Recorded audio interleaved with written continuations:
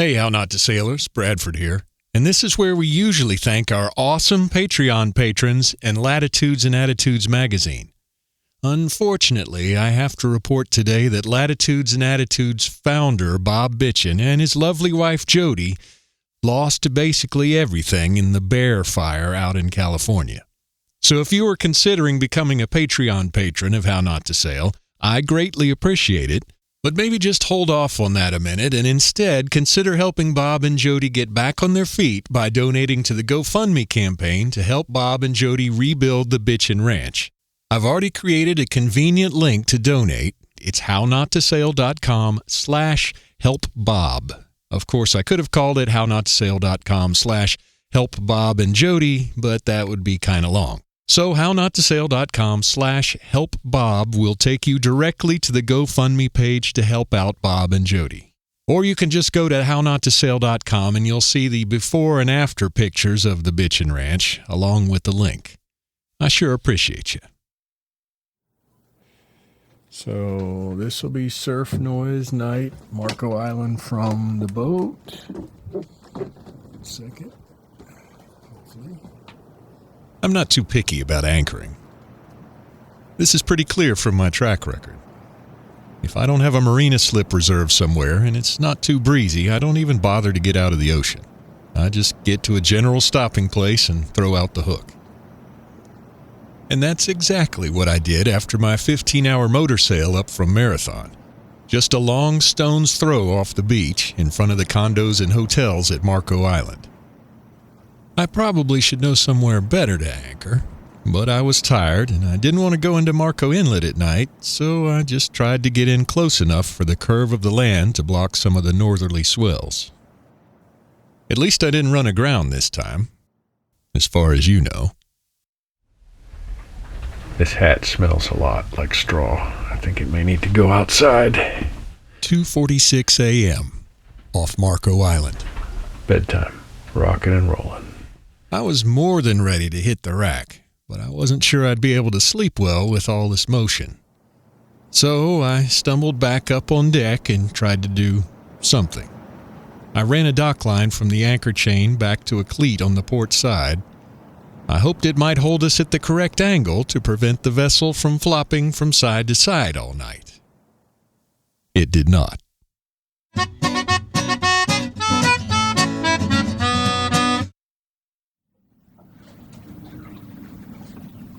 In the morning, I call Moss Marina in Fort Myers Beach to book a slip for the night. It'll be a shorter run than yesterday, but after 2 days and 124 miles, I'm going to want some electricity and probably a restaurant or a bar nearby. I've stayed at Moss Marina every time I've stopped at Fort Myers Beach. The first time I was towed there from 20 miles offshore. I was motoring back from Key West when part of my water pump pulley sheared off and embedded itself in the engine compartment wall like some kind of ninja throwing star, right next to the quarter berth where I usually sleep. I guess it would have been more dramatic if I'd actually been in the quarter berth. But as it was, I had no propulsion and no wind on a very hot day in late May in the Gulf of Mexico off southwest Florida. So despite being a sailboat and all, I called Towboat US. Towboat US, JC Sales. The tow took over 4 hours after the towboat made it out to me, and the bill would have been over $2,000. But because I'd already had my share of mishaps, I carry West Marine Gold Unlimited towing insurance. So I tipped the towboat captain the $40 cash I had on me and borrowed a bike from Moss Marina to go to Hooters. Moss Marina isn't fancy. A couple of those big metal dry storage buildings and a smaller one-story office, convenience store, laundry, and showers, and docks. The people seem pretty cool, though, so I haven't really bothered exploring anywhere else to stop. They have a slip available this evening, so today's main agenda item is taken care of. I'm looking forward to some food and some beers after today's run, which, if I were paying attention, promises to be pretty brisk.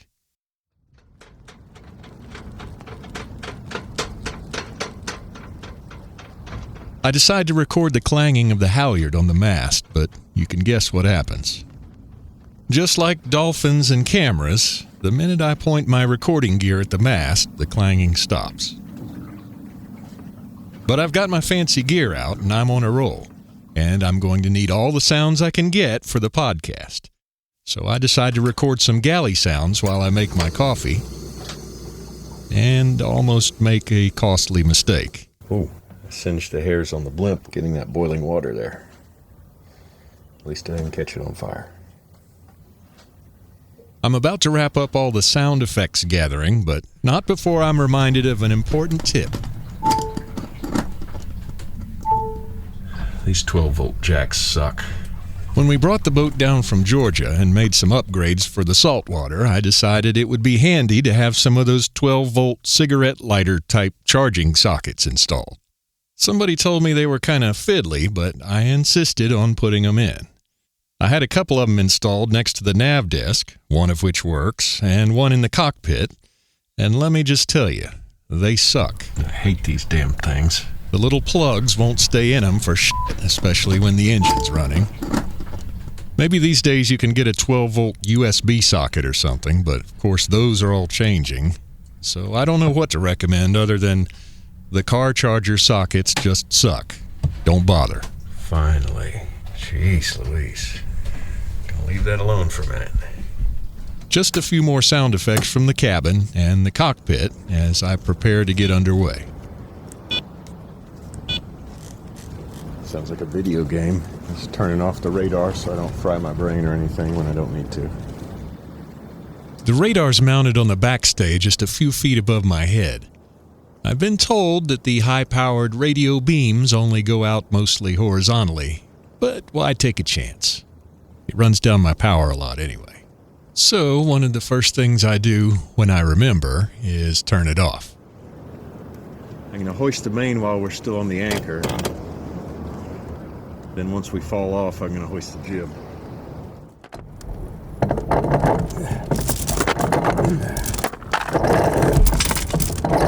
At 10:50, I do my human windlass act and get underway under sail. I'm always proud when that works out.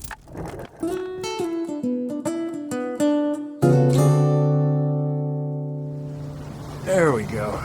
Heeling over nicely. Making 5.8 knots.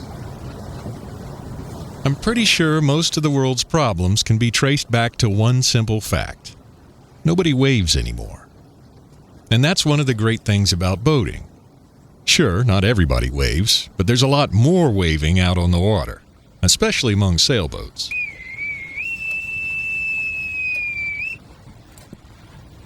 Okay, that sailboat didn't wave. You don't say. I wonder if I was doing anything stupid. Today is most definitely a good sailing day.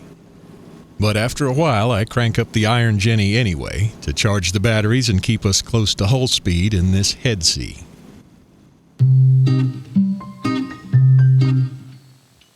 By noon, we're sailing on our ear when I get a message from a client about their website. There's a picture on Instagram of me with the laptop on the cockpit table as we fly by Naples. I'm getting some spray, so I take the laptop below while I call tech support. Problem solved, but after working on the laptop below for almost an hour, yes, with regular trips topside to look around, I'm feeling a little queasy. Some chips and yogurt and fresh air help out, but by the time we come screaming up into San Carlos Bay, I'm about ready for the slip. So I give the marina a call. Yeah, hi. I spoke to Selena earlier about a slip for this evening. Somehow they don't seem to have me on their books. Yeah, it's under Rogers. Yes, sir. No, Moss. No, I'm Rogers. I spoke to Selena earlier. I'm persistent. It was definitely Moss Marina that was this number. But I'm starting to get frustrated. Moss Marina, this is the number I called earlier. Finally, we come to an understanding. Oh, I see. Okay. Thank you. Somehow I've called Sanibel Marina, 4 miles across San Carlos Bay from Moss Marina. This is one of those times that persistence has turned into foolishness. Oops. So I guess it's time to call the correct marina. Hey, Selena, Bradford Rogers. I'm just coming in San Carlos Bay, and I was Okay, gonna so get now the correct marina knows I'll be there soon. But speaking of stupid mistakes, I don't want to make one here and forget to plug our sponsor, Latitudes and Attitudes. But today I'll just remind you that Bob and Jody's home burned down in the bear fire. But you can help out by going to hownottosail.com/helpbob. I thank you, and I know Bob and Jody do too.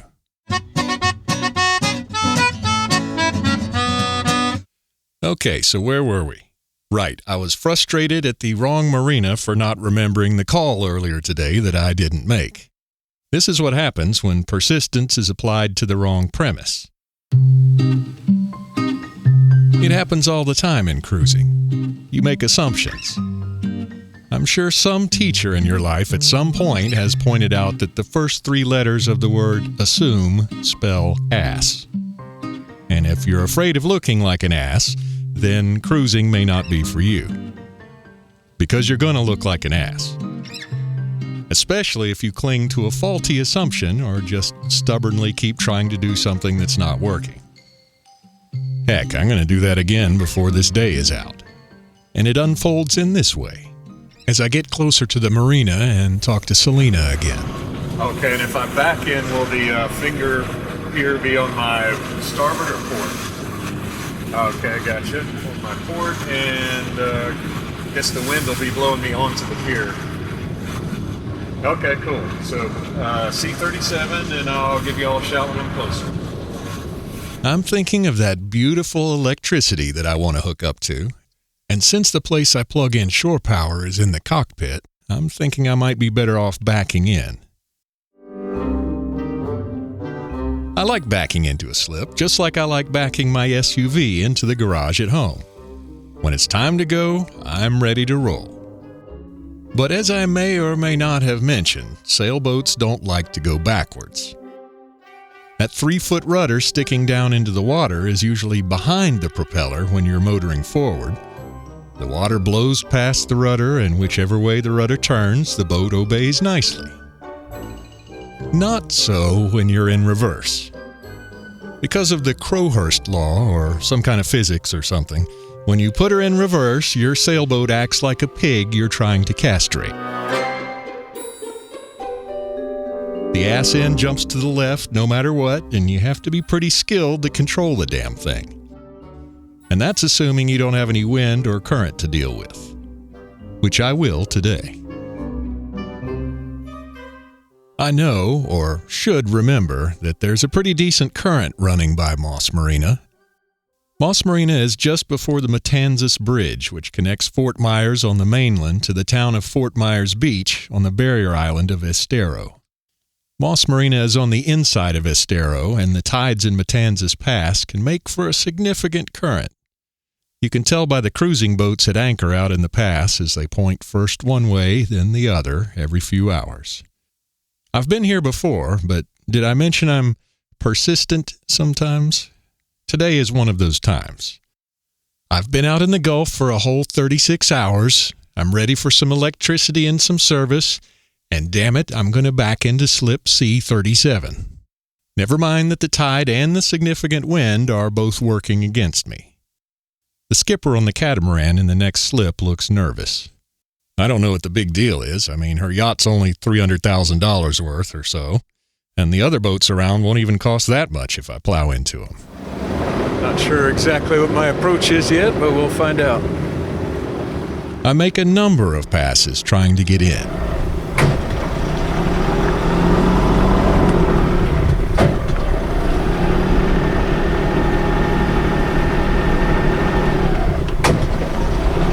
The current's doing weird things that don't comport with what I've been expecting from the wind. It keeps making me want to drift into that catamaran every time I try and stick the ass end of my boat into that slip. The dockmaster tries to be helpful. I do not. We'll get there. Amateurs, I think, as I go around yet again. They haven't been where I've been. They don't know my boat. and they don't know how skilled I am at this. God damn it. What's that saying about 100 monkeys with typewriters eventually coming up with a screenplay? I may be only 20 monkeys, but eventually I realize I've crossed that line from persistence to stubbornness. Just an aside here, never be so invested in which side you've set out dock lines and fenders on that you don't want to change your approach. I'm very invested in which side I've set dock lines and fenders on, and I don't want to change my approach. But eventually I do. All right, I'll switch the lines. I decide to go in bow first. I still know my vessel, though, and one thing I know is that dockhands want to try to pull and push my 9-ton vessel by the vertical metal stanchions sticking up out of the deck and the lifelines that run through them. Don't let people do this. They don't know any better, but those stanchions are never well supported, and when people grab them, they start to loosen where they're attached to the deck and provide a great place for water to get in and start rotting your hull. Not the stanchions, the tow rail. I'm not saying the dockhands aren't doing better than me today, though. For some reason, some skippers don't get it. They double down on being rude and stupid by being ruder and wronger. Since I've been a yutz this afternoon, I make sure to tip the fellas a 20 and be very polite to the lady on the catamaran. And after 124 miles in the Gulf, I've got power again, and I head for the second floor deck of a place called Ugly's, where I can look at my beautiful boat and marvel that, once again, I haven't wrecked her. Join me next time as I sail back towards Cabbage Key, from whence I hope to release the very first episode of How Not to Sail. And maybe get that interview I missed on the way down. What could possibly go wrong? And don't forget you can help Bob and Jody rebuild the Bitchin' Ranch by going to hownottosail.com/helpbob. It'll take you right to the GoFundMe campaign. In fact, hownottosail.com is your hub for all things How Not to Sail. The podcast, the book, the YouTube channel, and some writing from me and our fine contributors. For example, you can find the show notes for this episode at hownottosail.com/16. And if you didn't see the latest video interview with Captain Boomies, you'll see it right there on the homepage. Which reminds me, I very much want to thank our awesome Patreon patrons and welcome our latest patrons, Bill Ramsey, Sophie J., author extraordinaire Wayne Stinnett, and Captain Pete of RomanticSailingAdventures.com. You can find more information on becoming a Patreon patron at hownottosail.com/Patreon. And last but certainly not least, I want to thank you for listening. Without you, there would be no How Not to Sail podcast. Thanks for all the kind reviews on Apple Podcasts, including the very latest 5-star review from Captain Stockdale. Thanks to Melanie and Carnus for the kind 5-star reviews on Amazon for the book How Not to Sail. Thanks to Al Santini for mentioning me in his third book, Captain Pete and the Dry Tortugas.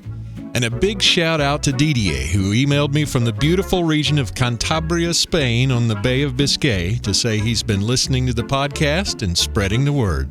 To find the easiest way to get the podcast on your mobile device, just go to hownottosail.com and look for the big red button right there on the homepage.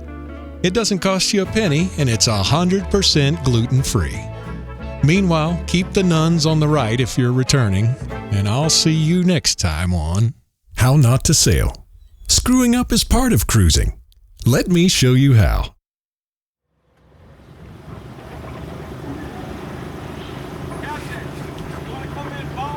I do not. We'll get there.